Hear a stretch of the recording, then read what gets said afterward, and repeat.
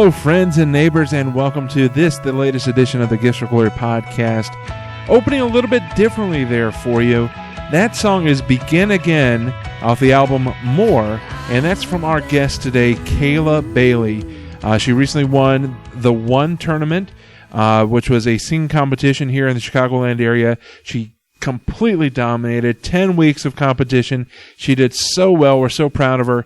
I was blessed to be able to meet her a few years back at the Delwood Park Block Party, if I could say that correctly. At the Delwood Park Block Party a few years ago, she came out and she sang. She was just an awesome talent, and we knew that day that she was on the rise, and she's continuing to rise. She's got some great music out there, so be sure to find her website and click on the link in the show notes, and be sure to follow her.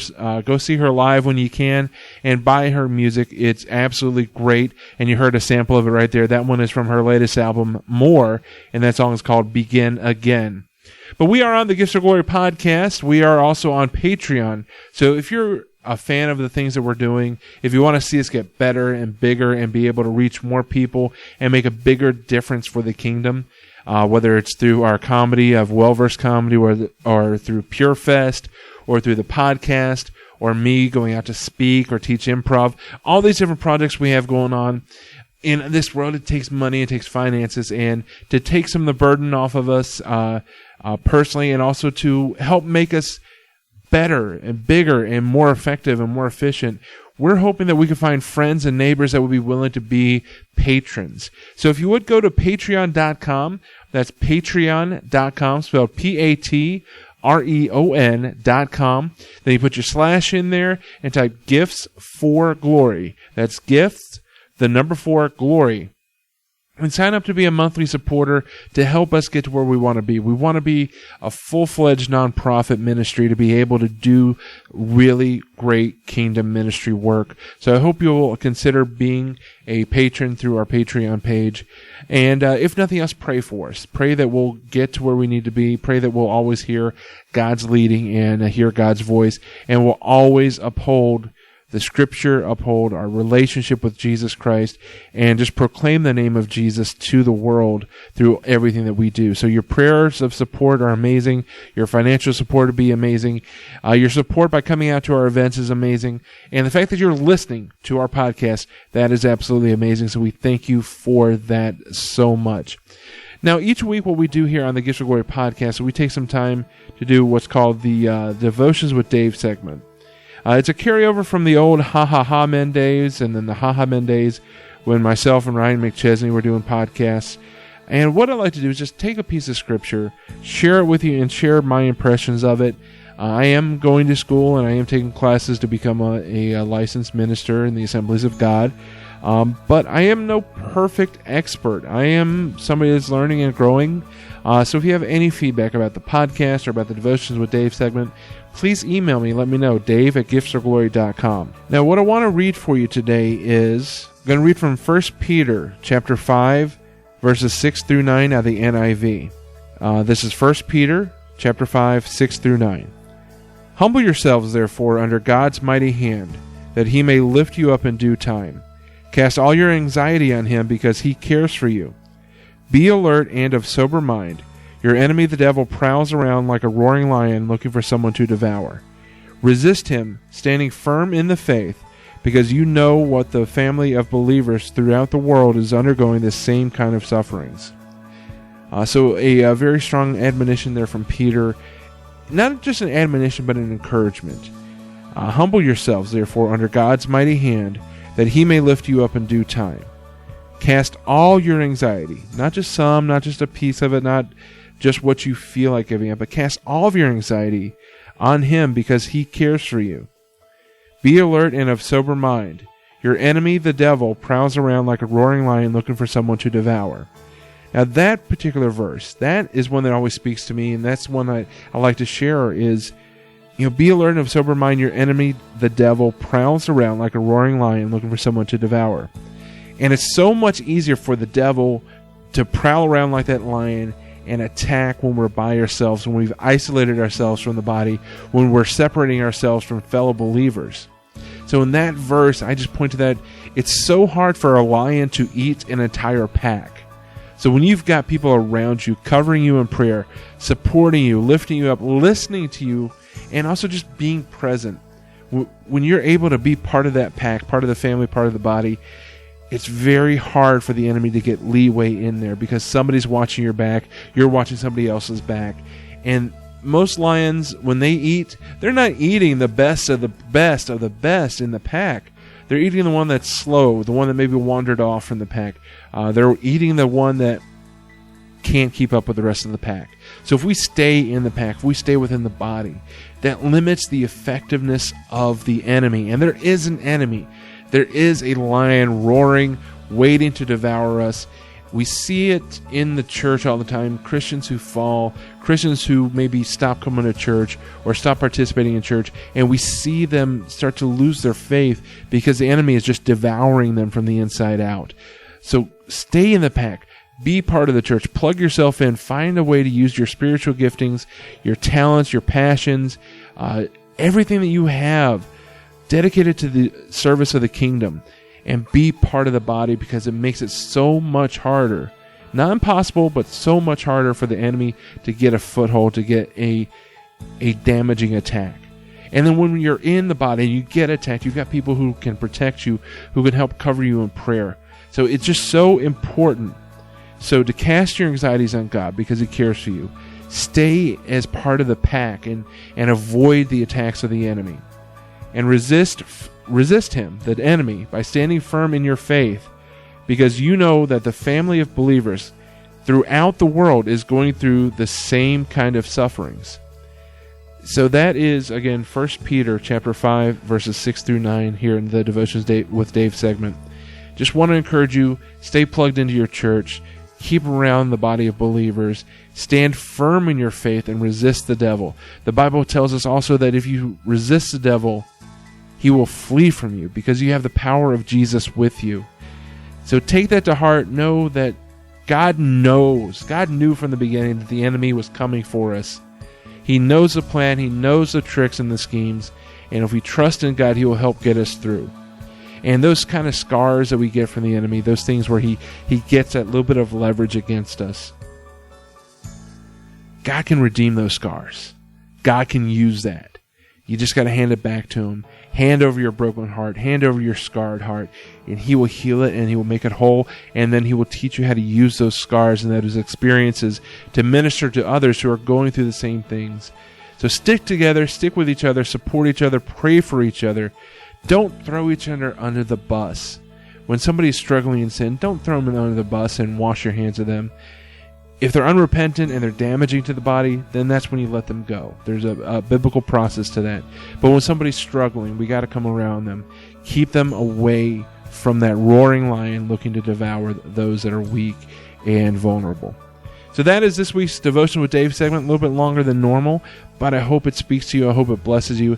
And again, if you have any questions, comments, feedback from me, my inbox is wide open, dave@giftsforglory.com, dave@gifts4glory.com. Because we're here on the Gifts of Glory podcast, we're all about celebrating, promoting men and women who use their gifts to glorify God. And we try to do that with our podcast, with everything that we do. It's all about God's glory. So one person that we have met over the years and followed through Facebook and social media is Kayla Bailey. She's an amazing singer. She's just an incredible talent. And we're so blessed to know her, so blessed to see her career really starting to bloom. And she's got incredible music available on her website. The link is in the show notes. And we want to give you another sample of the music here. This is going to be a song from her latest album called More. This one is called His Name. This is Kayla Bailey. This is her music. Check it out on her website. Find her on Amazon. Buy her CD. This is the kind of interview I look to and say, I knew her when. Because I have a feeling that with this talent, with her passion, her drive, and the fact that she is so devoted to God, that God is going to use her in big ways. And I hope you enjoy her music. This is His Name by Kayla Bailey. And the album is called More. You'll find it on Amazon and wherever you buy your online music. And then right after this sample of His Name, we're going to hear the interview with Kayla Bailey on the Gifts of Glory podcast, where we celebrate and promote men and women using their gifts for God's glory.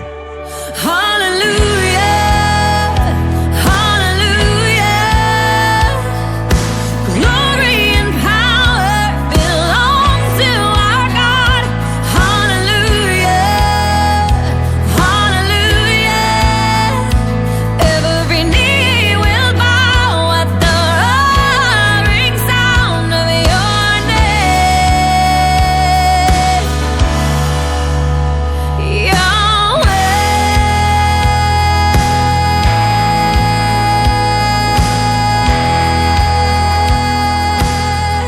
Welcome to the Gifts of Glory podcast. This is Dave Ebert. I'm now joined by Kayla Bailey, and she is an incredible artist, rising star. She just won an incredible competition. We'll talk about it. And she's also an outstanding musical artist. She's got 4 albums already out, working on number 5 right now.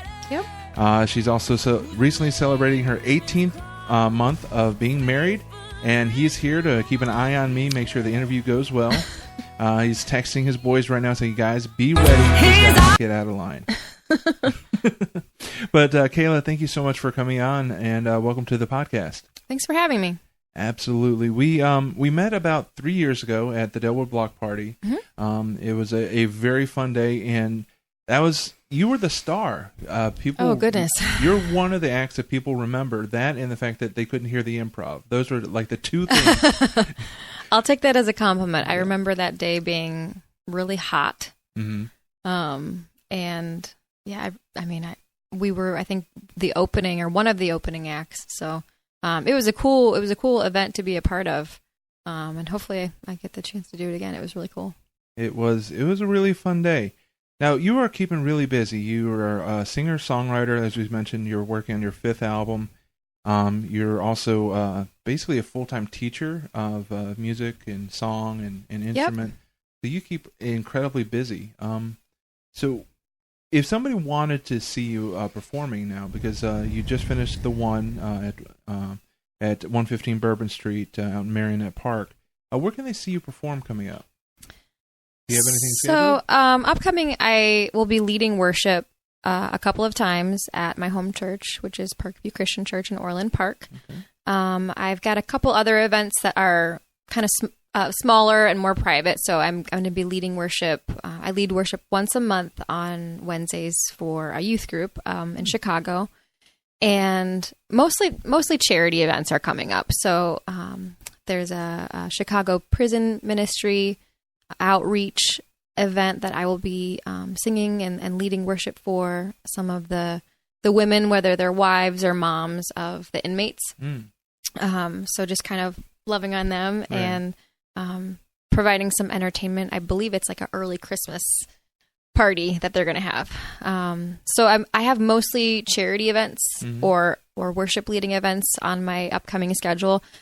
I'm trying to keep it pretty open so that I'm not so booked that I don't have the headspace to write, since I am in the writing process. So still keeping busy and keeping consistent with performing regularly and leading worship regularly, but not to the point where it's overwhelming. So right. my hope is that once the album is complete and I'm ready to distribute it, that I will plan a big concert, and I'll play songs from the album as well as maybe some fan favorites from some of the other albums.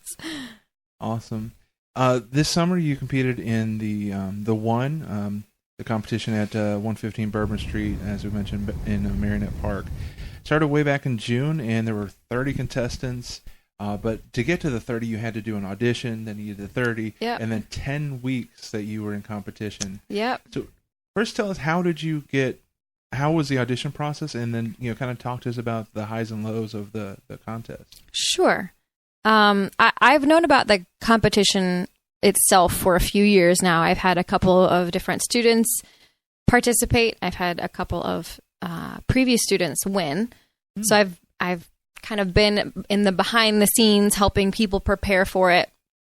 And I heard from one of my students that it was coming up again, and I kind of had that thought of, maybe I could do it. I actually thought about doing it last year, but we had just gotten married and we're, getting settled in our place, and it was not a good time to do it. Right.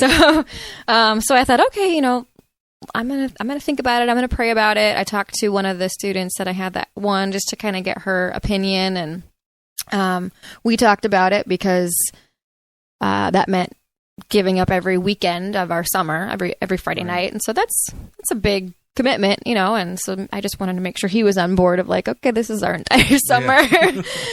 Yeah. So I prayed about it, and I really felt like the Lord was like, yeah, you should do this, and you're going to win, and this is how you're going to pay for your album.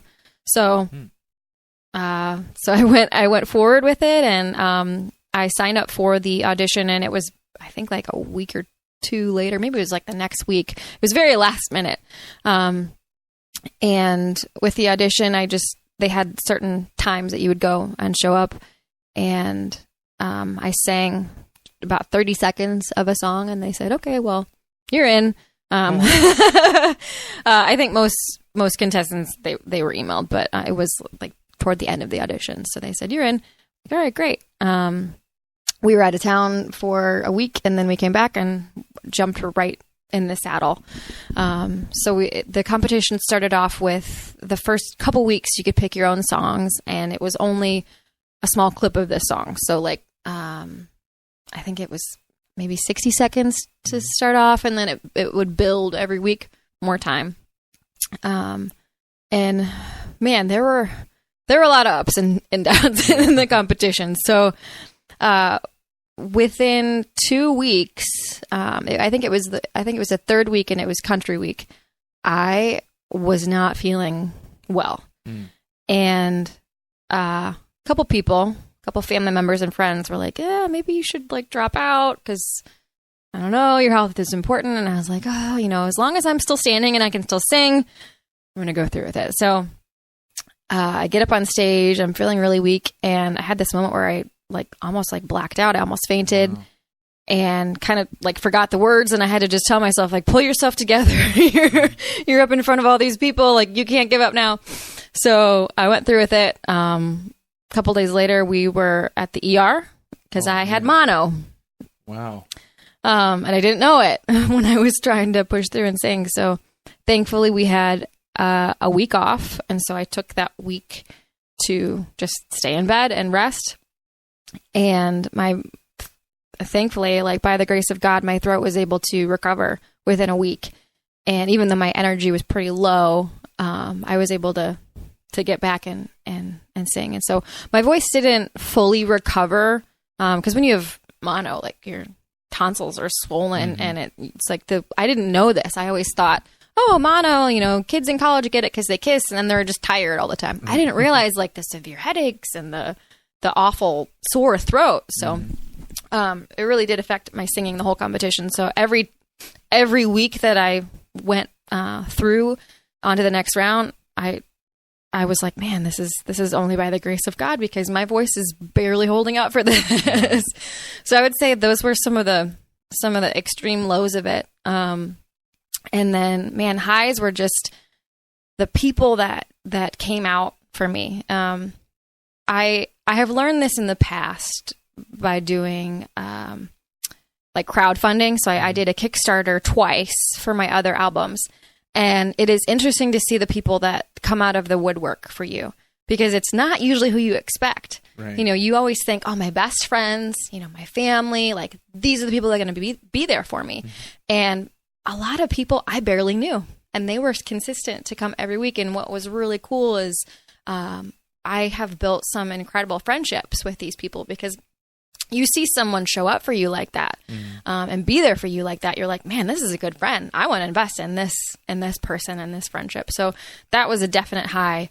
And then, of course, winning $10,000 wasn't too bad. Right. So as you're going along, they did a different theme each week. Yep. You said the first couple of weeks you pick your own song, and then you did the country. What are some of what was your favorite genre or type that you had to? Oh man.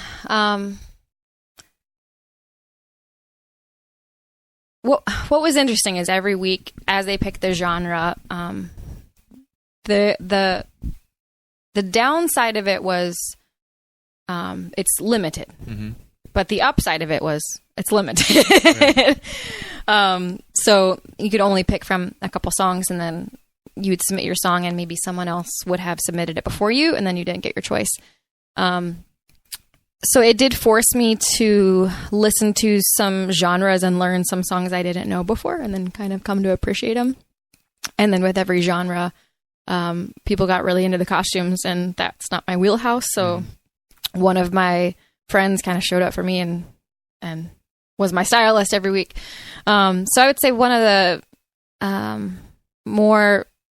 the weeks that I enjoyed more was, I really liked Elton John. I had never sung or performed Goodbye Yellow Brick Road, and I found a really cool Sarah Bareilles rendition of it. So I thoroughly enjoyed that. A couple weeks I was able to do some musical theater, which I really haven't, other than working on that genre with some students, I haven't performed a musical theater song in years. So that was really cool.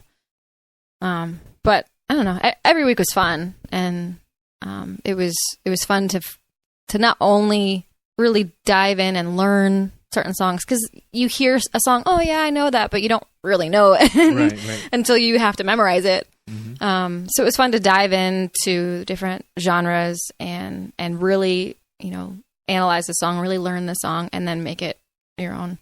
But yeah, I'd say Elton John was a favorite, and the musical theater weeks were a favorite.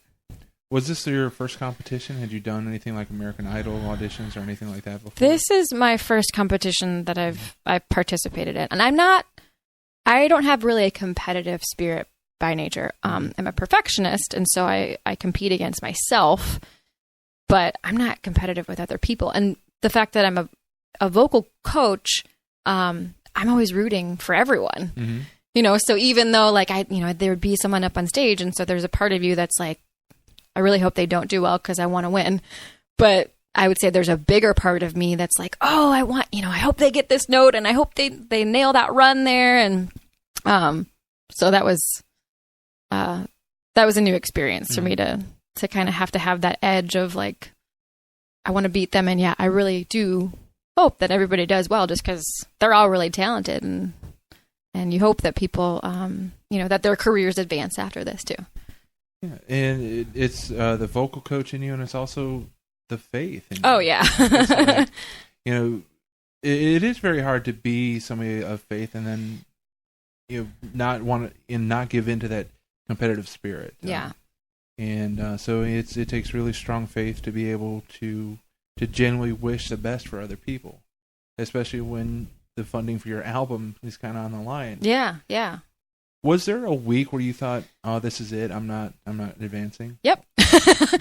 In fact, there was a week that I didn't technically advance, and the judges get one save every season if they believe that someone was eliminated unfairly. Mm-hmm. And by unfairly, it means like you didn't get enough people to show up that night to vote for you, because unfortunately, a big part of it is how many people can you get in the building to vote for you. So it was just one of those weeks where, we'd had this really solid support group the whole time, but it was a week where it seemed like everybody was on vacation, or, just something was up. So we had a smaller group there. And I mean, I had felt pretty good about my performance. And so I was just, when they said I was eliminated, my first thought, actually, my husband had made a bunch of flyers like that day or the day before. And so my first thought was, oh man, we just made all these flyers. And then like before I could kind of finish the thought, they said, the judges felt like you were eliminated unfairly because you didn't have the numbers. So they saved me. So yeah, that was a scary week. But I mean, gosh, every week was intense. Mm-hmm. There were a couple weeks where they said that I was in the bottom 3 or bottom 2 or whatever with the amount of votes. So yeah, I mean, it's nerve wracking. You really don't know. Because you can count on the people that you bring to vote for you, hopefully. The people that have shown up for you, but as far as how everyone else there is going to vote, because everyone got 2 votes. You don't know if they're going to vote for you. So it was, gosh, every week I would say there was a little bit of anxiety there. So the 2 votes, it means that the people you brought would have to vote for you, and then they'd have to use their other vote on one of your competitors, right? Yep. And that is how they did it, to try to keep it fair, knowing that, and there were people that would bring 40 people, 50 people. So when we've got like 15, it's like, right. So that's how they try to keep it fair that way. Yeah, awesome. And you won. The grand finale was August 16th or 15th? 16th, yeah. 16th. And So it was an immediate, you found out, or was it like you sung and then you came back the next week to find out who won, or how did the finale go? So with the finale, we each had a 10-minute set. And so we could have 3 or 4 songs, just divided up however we wanted, with a live band. And I would say that night, I think they tallied the votes quicker than other nights. So at the end of the competition, after everyone had voted, they brought us up on stage, and then they announced the order from 5th, 4th, 3rd, 2nd, 1st place. And of course they, held it out for effect to bring in the drama. But every contestant was awarded some cash prize. So, one of the things that they said is everyone is a winner. If you get to the top 5, you're a winner. Awesome. So what I want to do now is go back in time and learn about you. And you, as we mentioned, you do worship songs. You do worship at church. Your first album was the Prayers and Songs back in 2014. So let's talk about your faith and how that developed and when you met Jesus and had that moment of, this is my faith now. Sure.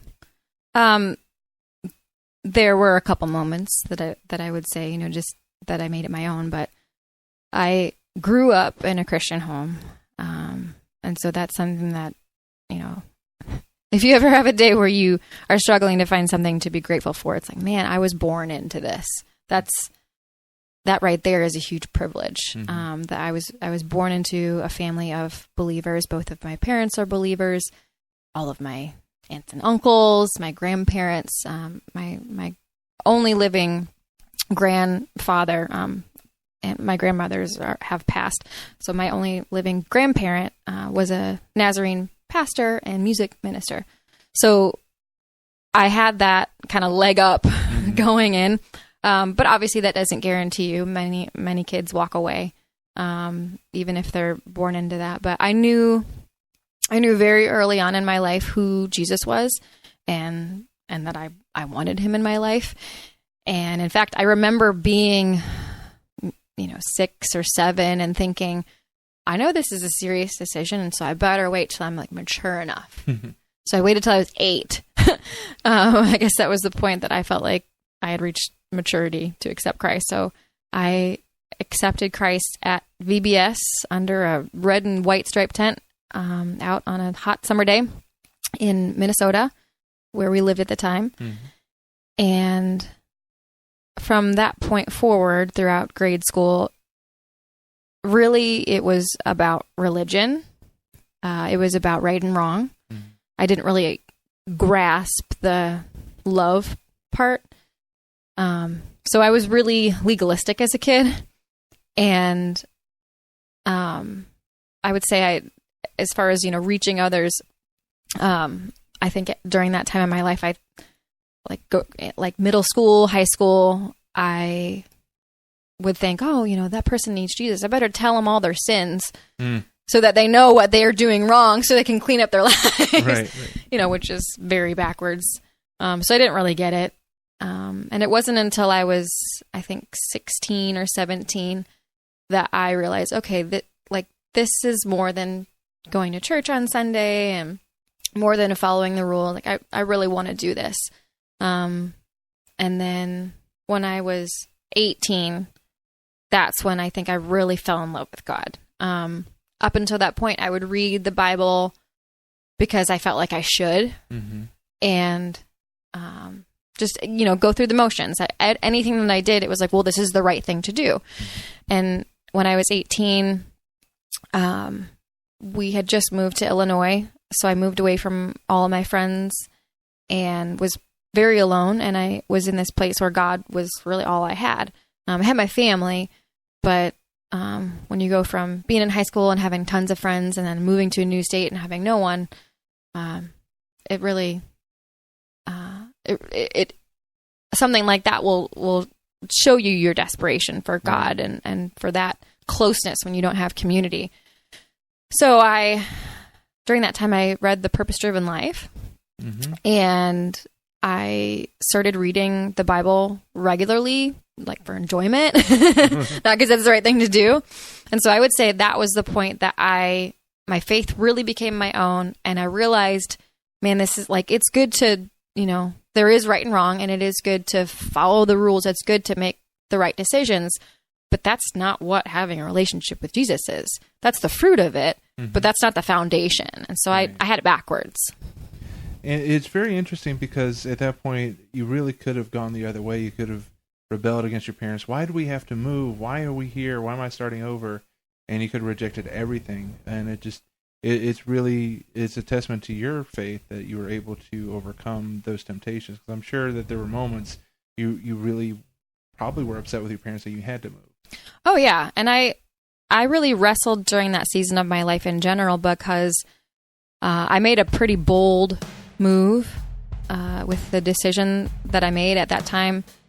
Most kids, they graduate high school and they pick a college. Like, they don't really have that choice. They just go and they pick a major or they are undeclared, but that is the natural progression. And I really felt that God had told me to not go to college right away. And when the battle's done, you'd fight it again. Have no regrets.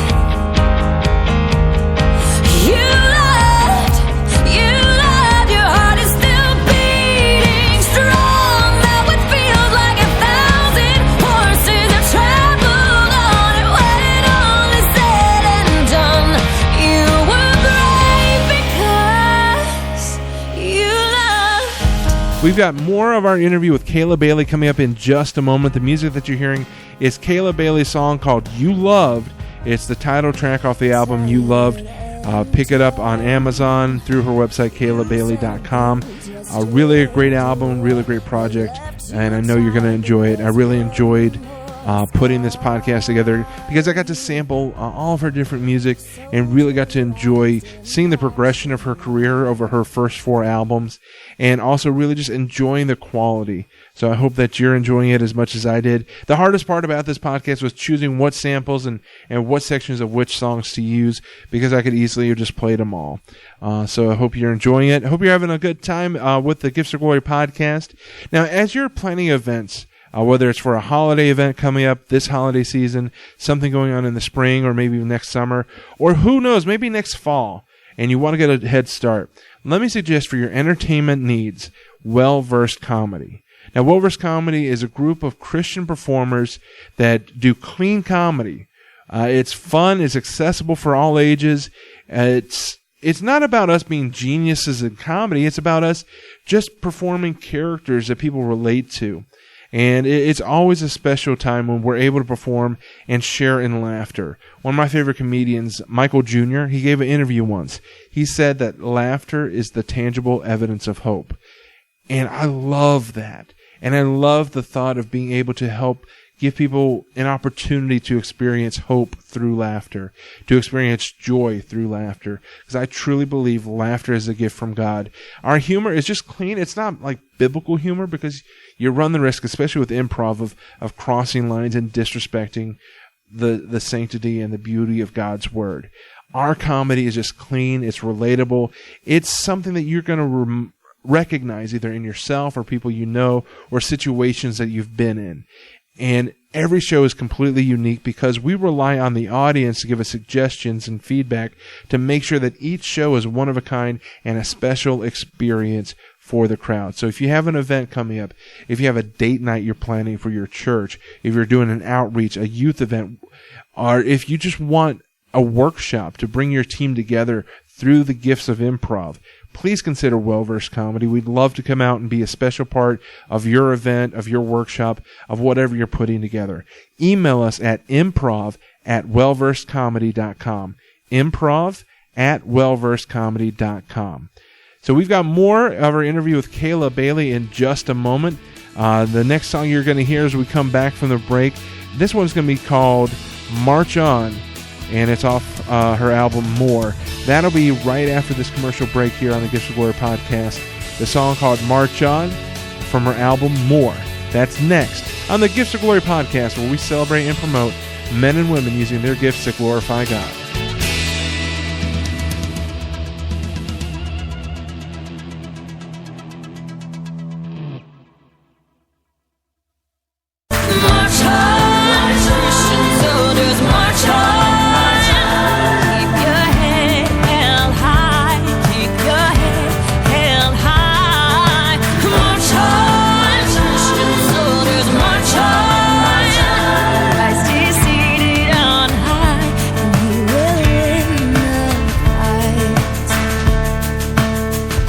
is a very bold, scary thing to do. And of course, I got a lot of backlash from peers and teachers and counselors and family members. And 'cause people didn't understand you. They think, oh, what are you going to do with your life? You're going to work at Wendy's. You know, no shame for working at Wendy's. But that was the backlash that I received is you could go to college and you have the whole world in front of you. What are you going to do with your life? And I remember getting to Illinois and sitting in the hotel room because our furniture hadn't even been delivered yet. And I'm laying in bed at the hotel room and I just looked up at the ceiling and I was like, okay, God, I followed you. I'm here now in Illinois, not in college. What next? Mm-hmm. And, God started to unveil pieces of his plan over time. And I got a couple jobs right away, and through those jobs made connections and started making music with a friend. We both kind of realized we're Christians. We have this interest in making music. We have no idea how to do it or where to begin. So we just figured it out together.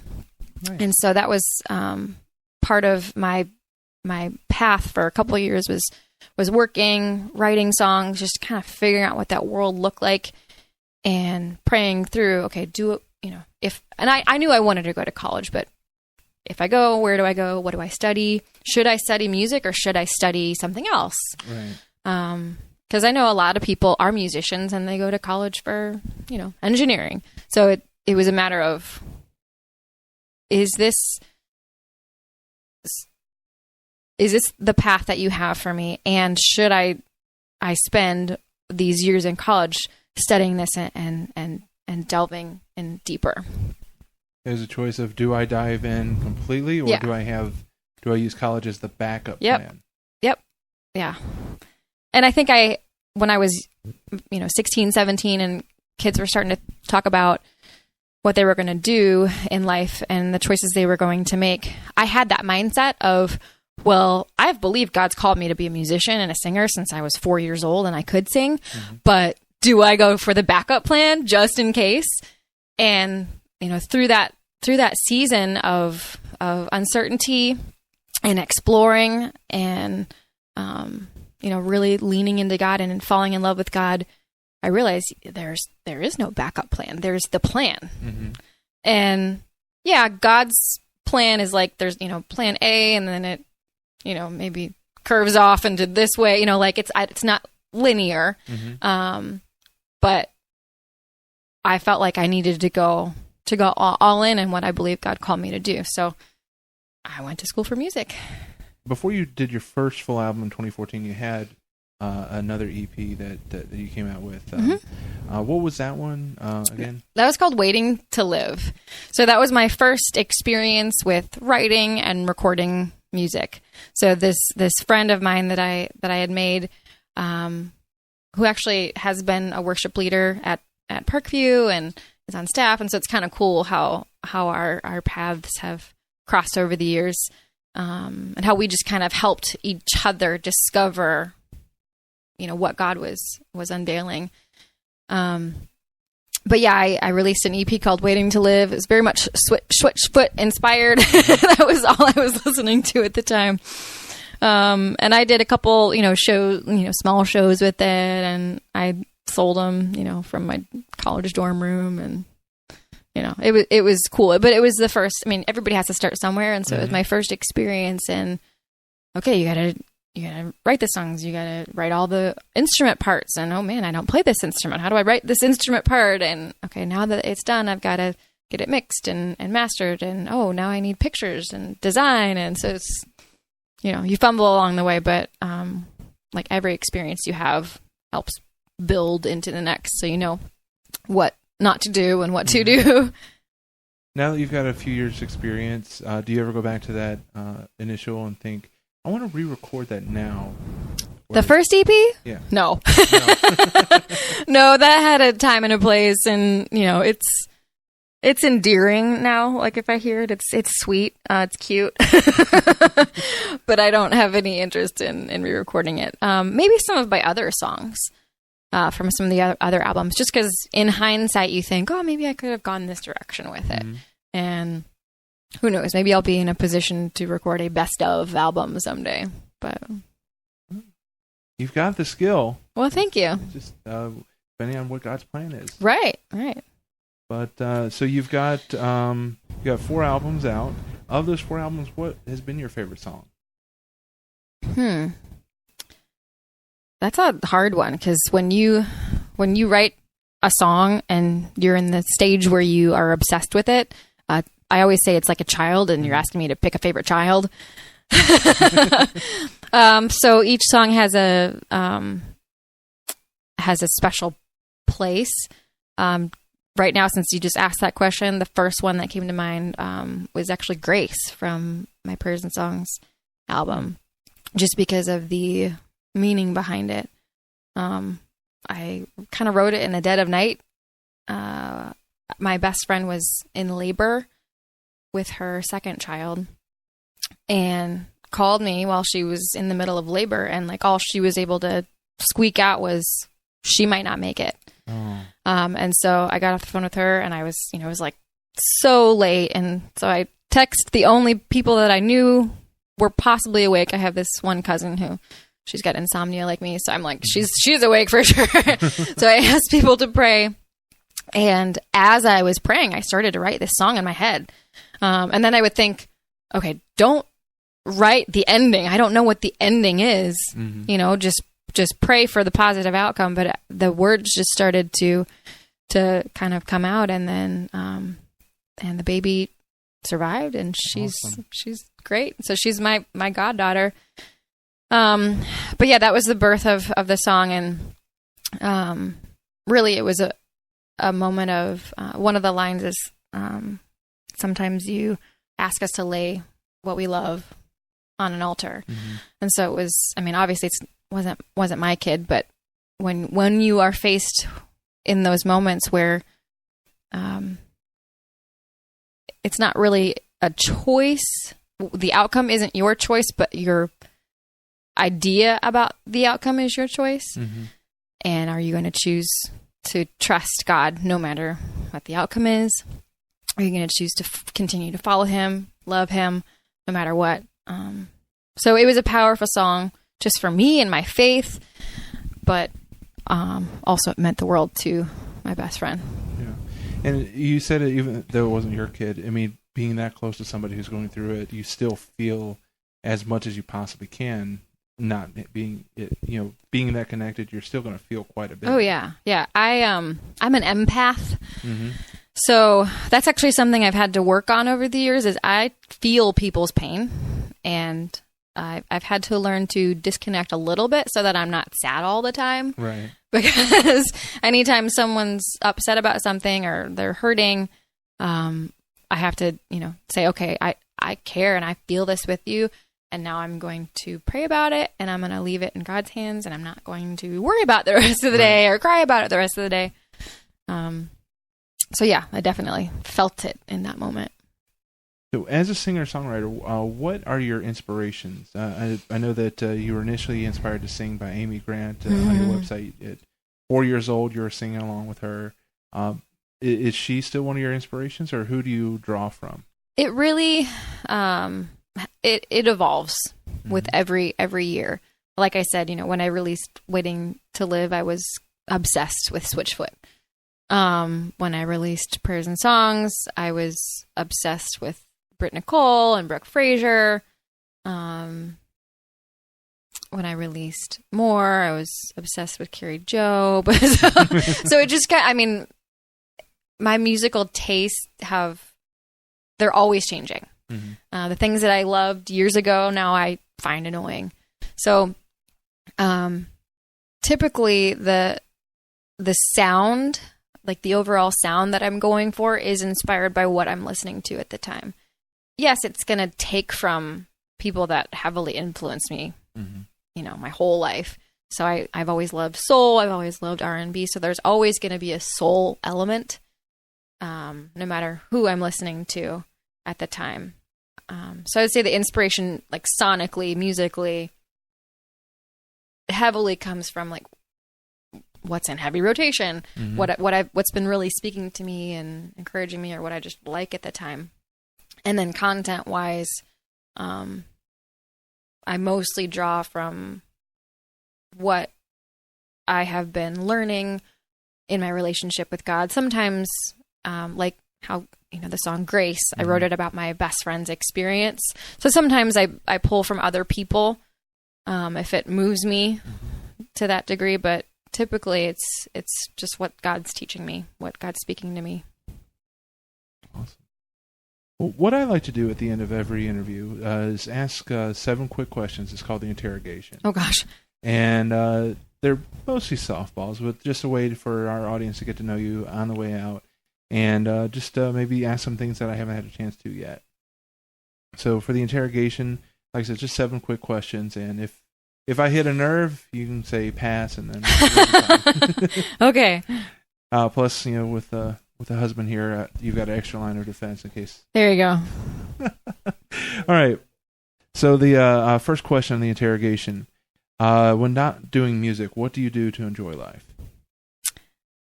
I love being outside, and I've recently gotten into gardening, which I never thought I would do. I always said I had a brown thumb growing up. I would kill everything, but now it's fun. I'm not good at it. I kill a lot of things. My husband has joked that we have spent more money on just building raised beds and buying plants than we have enjoying the fruit of that. So it's like, 2 vegetables for every $20, $40 we put into it. But I enjoy it. Well, the good news is that if you kill it, it becomes fertilizer for the next plant. There you go. So there you go. It's the circle of life. Second question: what's your favorite physical activity or sport? I really like bar. Does that count? Pure bar? It's like an exercise class. Oh, okay. It's like ballet, but with weights. Okay. As you can tell by my stature, I'm not very familiar with a lot of Yeah, I did a lot of sports growing up. I played softball and I ran track. I love running too. I guess you could say that. All right, question number 3. What's your biggest fear in life? What keeps you up at night? Man. I would say lately that the obstacles that I'm facing getting in the way of my purpose. Nice. Well, not nice that you're facing.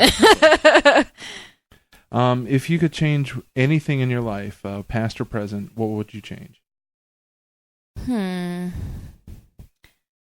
I would change how I've treated certain people. I was sharing about the way that I viewed my faith in high school, and it was rules and telling people, you better stop doing that because that's a sin and it's bad. People know when they're doing something wrong. They don't need to be told. Like everybody, whether they have the Holy Spirit or not, everybody has that sense. I mean, I feel like God put that in all of us. We know when we're doing something that's wrong. You might do it enough times where it's that the sting of it is less and less, but So I would say I would change the times that I was hard on people, thinking I was being loving, but I was judgmental. Understand that. What was the last song that moved you?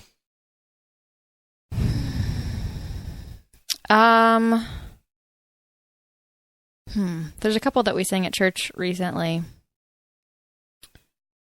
One that comes to mind it's called Follow You Anywhere. I believe it's Passion. But there's a line that says, wherever you lead me, whatever it costs me, all I want is you. And that's a heavy thing to say. Right. Pray, sing.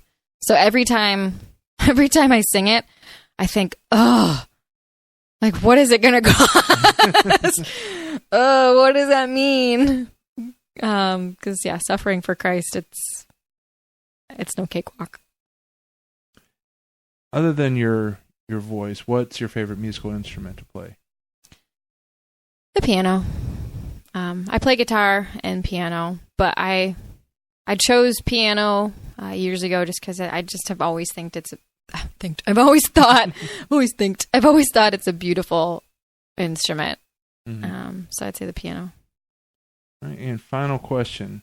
If there are no limits on time, money, whatever, who would you love to perform with and in what venue? Man. Well, the biggest venue ever. Let's say that. some stadium somewhere. Man, that's a tough one. Like, does it have to just be one person? Because I'm thinking of like every Christian artist that I love. No, whatever concert lineup you want to put together.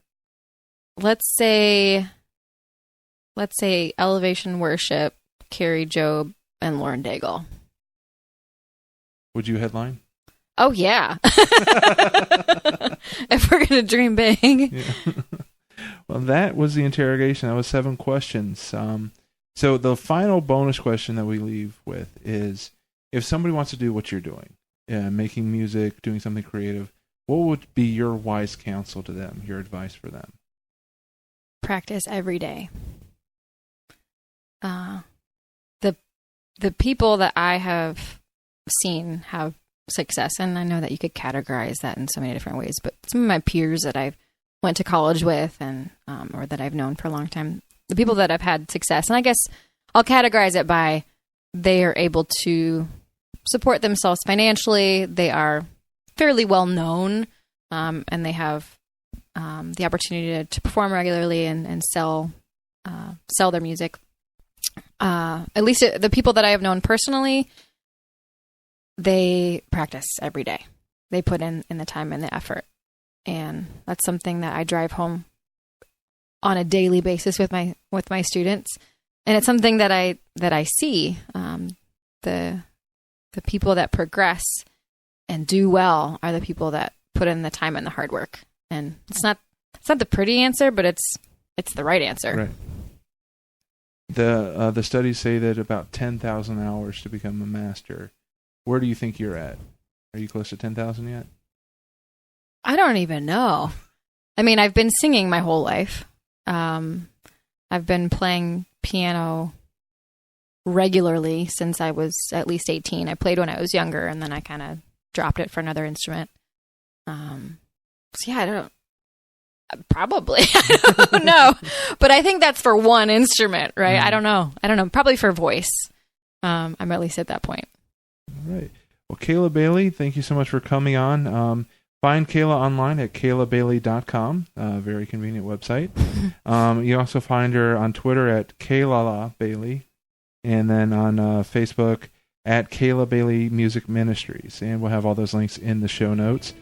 She's the winner of the One 2019.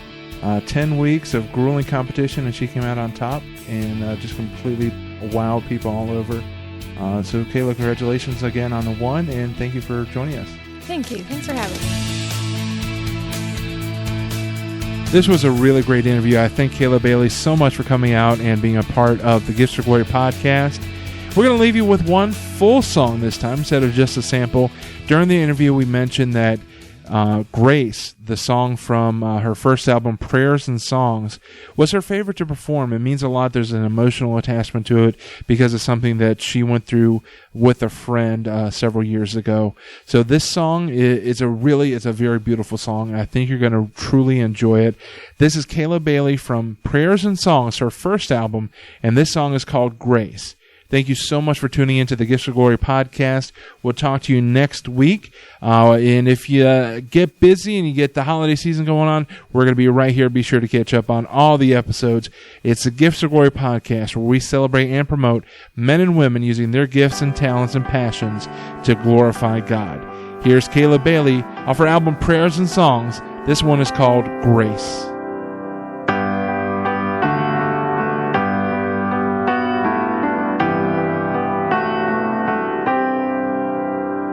You give life and you give time.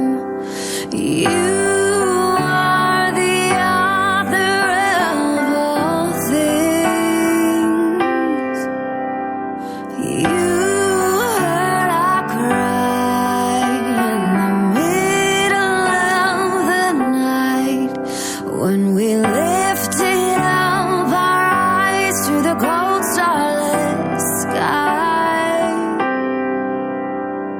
Sometimes you ask us, like, what will happen in our time?